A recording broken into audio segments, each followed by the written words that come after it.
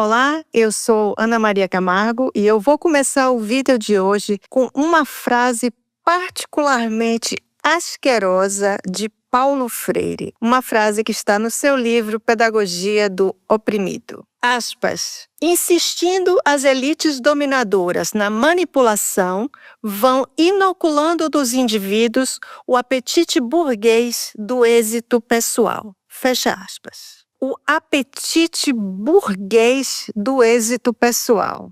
Para Paulo Freire, as pessoas comuns, as massas, como ele se refere no seu livro As Pessoas Pobres e Analfabetas, só buscam êxito pessoal quando manipuladas por elites dominadoras. Para mim, o mais repugnante dessa frase é a visão condescendente que Paulo Freire tem dessa tal massa. Para ele, gente pobre é incapaz de sequer ter vontade de ter êxito pessoal. Que dirá conseguir ter êxito pessoal? Para Paulo Freire, é inadmissível que pobres desejem ser excelentes em alguma coisa ou mesmo que desejem apenas melhorar de vida para poder dar mais segurança e conforto para os seus filhos. E aí, para disfarçar o seu desprezo pela capacidade dessas pessoas, para disfarçar o seu verdadeiro horror a ideia de que essas pessoas tenham alguma autonomia, ele prega que, na verdade, o êxito pessoal é uma coisa ruim para os outros, claro, porque o êxito pessoal daqueles que Paulo Freire admirava, como Mao, Fidel, Che Guevara, sempre foi celebrado nos seus livros. E o seu próprio êxito também. Não me consta que Paulo Freire tenha recusado alguns dos seus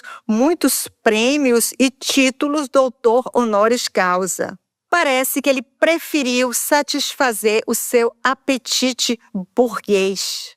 Mas para a tal massa é como se ele dissesse assim: olha, eu não estou aqui dizendo que porque você é pobre e analfabeto, você não é capaz de atingir o seu êxito pessoal. O que eu estou dizendo é que querer êxito pessoal não é uma coisa boa. Tem coisa muito mais bacana para você almejar.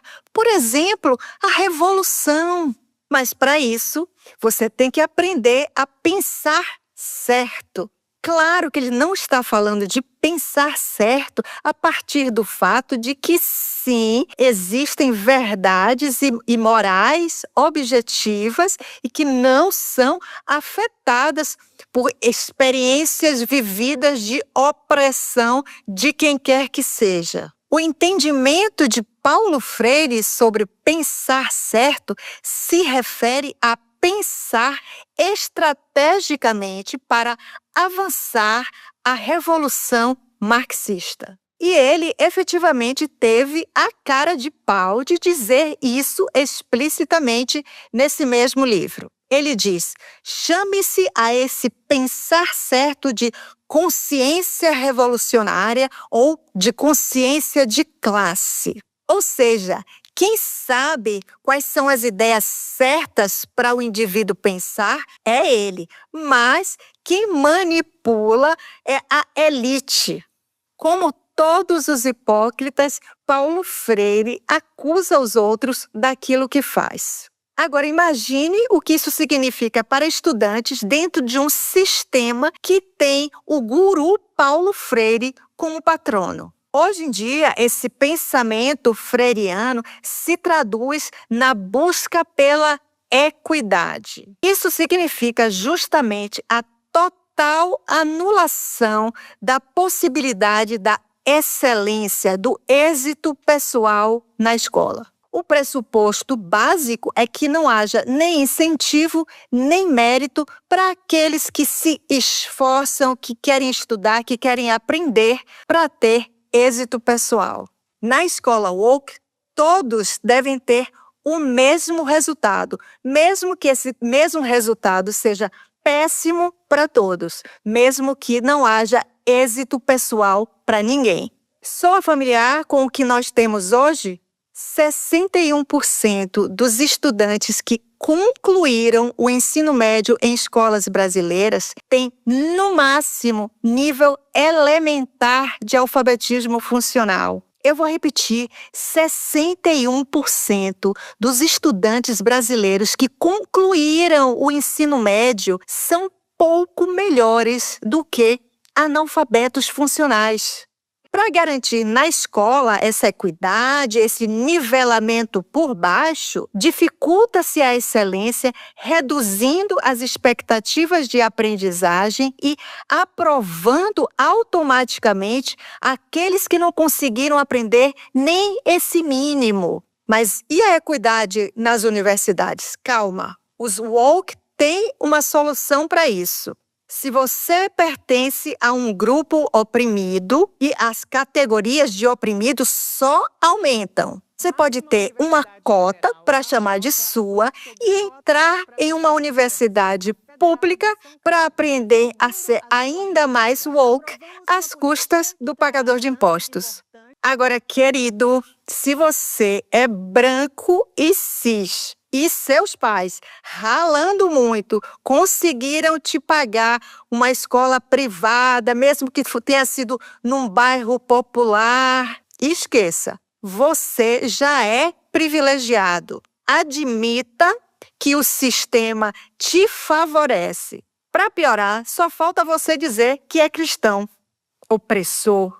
Bom, voltando à escola woke, o importante é que todos os estudantes aprendam a pensar certo. Cabe aos professores, então, formar a consciência revolucionária e a consciência de classe nos alunos. A consciência revolucionária de hoje é aquela necessária para aprofundar a revolução cultural onde estamos metidos há mais de 4 décadas. E a revolução de classe de hoje é aquela necessária para promover a emancipação, para usar mais um termo que foi corrompido por Paulo Freire.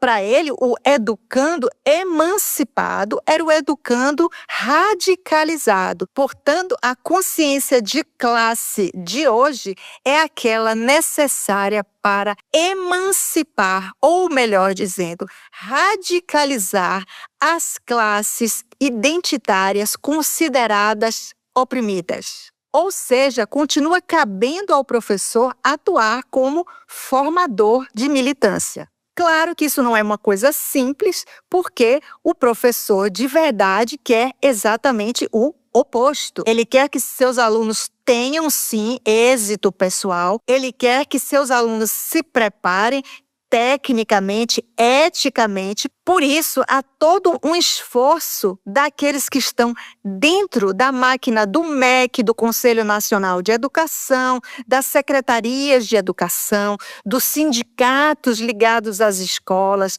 dos coletivos identitários e das ONGs woke, para fazer leis que controlem a formação docente, os currículos, os livros didáticos, as políticas públicas de gestão das escolas, para garantir que o resultado seja sempre a formação de militantes woke e analfabetos funcionais completamente dependentes do Estado.